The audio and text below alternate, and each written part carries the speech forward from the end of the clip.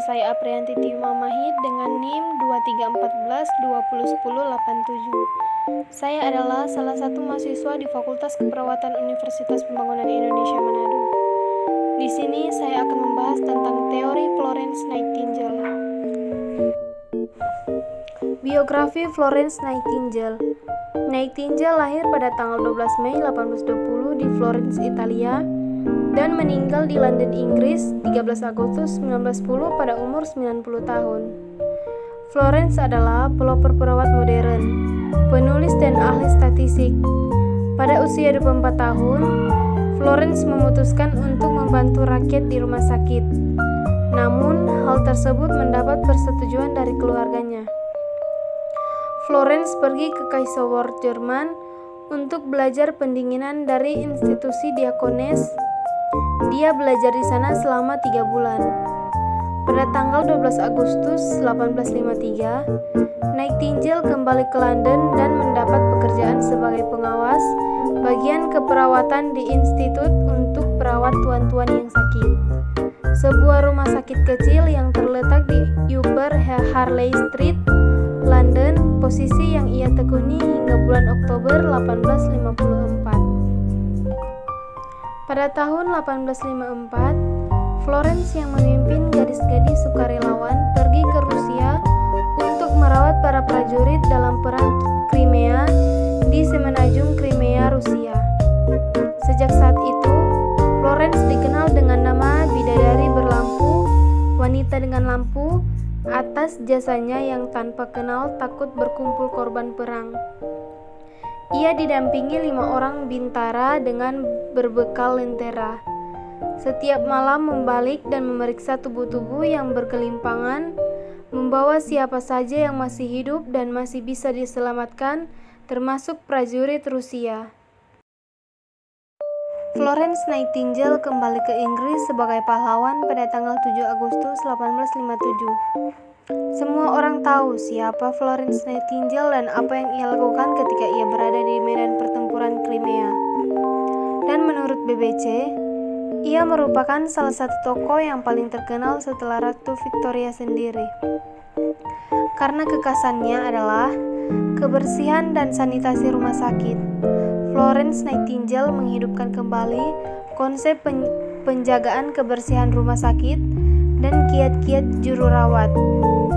Ia memberikan penekanan kepada pemerhatian teliti terhadap keperluan pasien dan penyusunan laporan mendetail menggunakan statistik sebagai argumentasi perubahan ke arah yang lebih baik pada bidang di hadapan pemerintahan Inggris.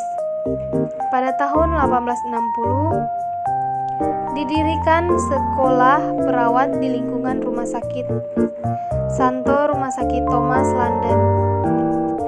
Florence sebagai pemimpin mengatur sekolah itu sebaik mungkin. Semenjak saat itulah sekolah terus menderita bermunculan, menghasilkan perawat yang profesional. Kini sekolah perawat pertama itu bernama Sekolah Perawat dan Kebidanan Florence Nightingale. Sekolah Keperawatan dan Kebidanan Florence Nightingale, dan merupakan bagian dari Akademi King's College London. Model teori konseptual Florence Nightingale. Teori atau konsep model Florence Nightingale memposisikan lingkungan sebagai fokus keperawatan dan perawat tidak perlu memahami seluruh proses penyakit. Model dan konsep ini dalam upaya memisahkan antara profesi pemeliharaan dengan kedokteran.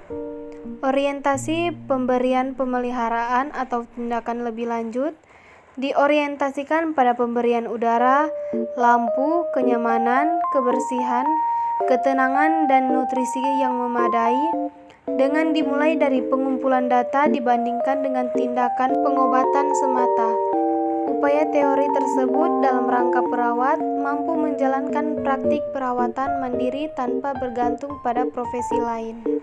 Model dan konsep Florence memberikan inspirasi di dalamnya perkembangan praktik keperawatan hingga akhirnya dikembangkan secara luas. Paradigma perawat dalam tindakan pencegahan hanya memberikan kebersihan lingkungan yang kurang benar, akan tetapi lingkungan dapat mempengaruhi proses perawatan pada pasien sehingga perlu diperhatikan. Inti teori Nightingale memandang pasien dalam konteks lingkungan keseluruhan. Yang pertama, lingkungan fisik merupakan lingkungan dasar atau alami yang berhubungan dengan ventilasi dan udara. Yang kedua, lingkungan psikologi. Florence Nightingale melihat bahwa kondisi lingkungan yang negatif dapat menyebabkan stres fisik dan berpengaruh buruk terhadap emosi pasien. 3. Lingkungan sosial. Observasi dari lingkungan sosial, terutama hubungan yang spesifik, kumpulan data-data yang spesifik dihubungkan dengan keadaan penyakit, sangat penting untuk pencegahan penyakit. Hubungan teori Nightingale dalam konsep keperawatan. Yang pertama, individu atau manusia memiliki kemampuan besar untuk perbaikan kondisinya dalam menghadapi penyakit. Yang kedua, keperawatan bertujuan membawa atau mengantar individu pada kondisi terbaik untuk dapat melakukan kegiatan melalui upaya dasar untuk mempengaruhi lingkungan. Berikut, sehat atau sakit. Fokus pada perbaikan untuk sehat. Yang keempat, masyarakat atau lingkungan melibatkan kondisi eksternal yang mempengaruhi kehidupan dan perkembangan individu. Fokus pada ventilasi, suhu, bau, suara, dan cahaya. Proses keperawatan menurut Florence Nightingale. Yang pertama, pengkajian atau pengumpulan data.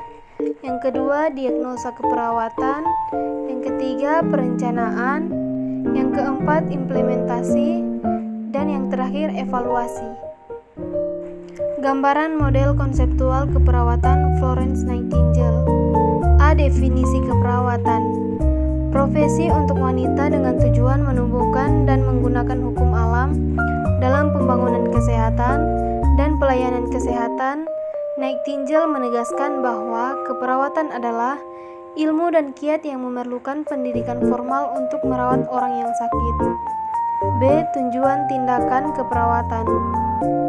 Memelihara, mencegah infeksi dan cedera, memulihkan dari sakit, melakukan pendidikan kesehatan, serta mengendalikan lingkungan. C. Alasan tindakan keperawatan. Menempatkan manusia pada kondisi yang terbaik secara alami untuk menyembuhkan atau meningkatkan kesehatan serta mencegah penyakit dan luka. Perawat adalah orang yang membantu proses penyembuhan penyakit, tetapi tidak untuk menyembuhkan penyakit. Ini karena tugas seorang perawat adalah merawat orang yang sakit. Perawat juga bukan hanya memberikan obat untuk menyembuhkan penyakit kepada si pasien, tetapi mereka juga harus bisa membuat lingkungan fisik, psikologis, sosial pasien sembuh.